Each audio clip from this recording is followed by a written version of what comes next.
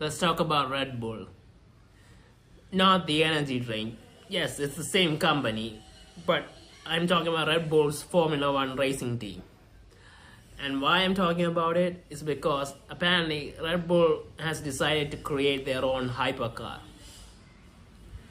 And it might sound strange, but Red Bull's actually a very successful racing car team. So it kind of makes sense that they could make a hypercar. And they did.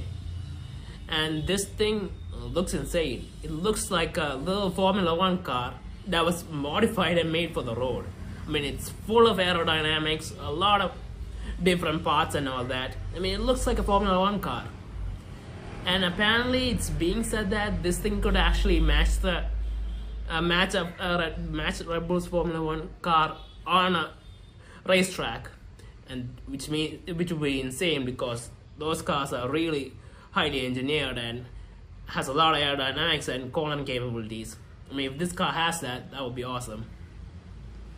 And it's not just the design. Apparently, the Red Bull Hypercar it's got what was it called? I think it was called the RB17. Not sure why what that name means, but yeah, that's what the car is called. And this car is gonna have a naturally aspirated V10 engine, which is putting out 1,000 horsepower. Now that number is just insane. An NA engine putting out 1,000 horsepower, but it's not just that.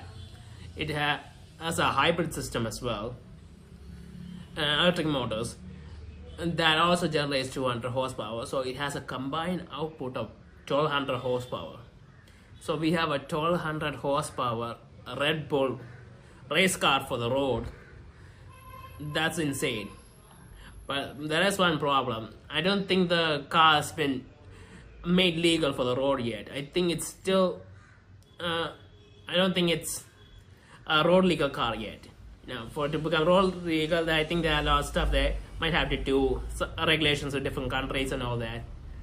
But anyway, they managed to put this thing on the road. It would be awesome. And apparently, it's being made a limited production of just 50.